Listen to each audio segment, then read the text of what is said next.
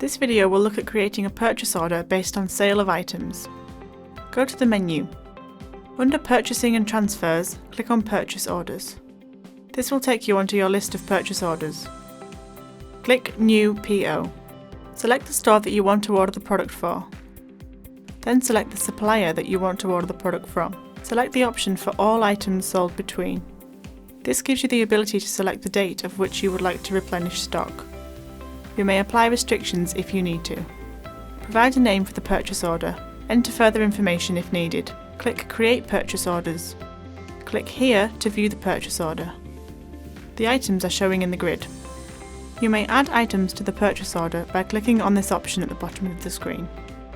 Click Mark as Placed to place the order. The items are now waiting to be received in stock.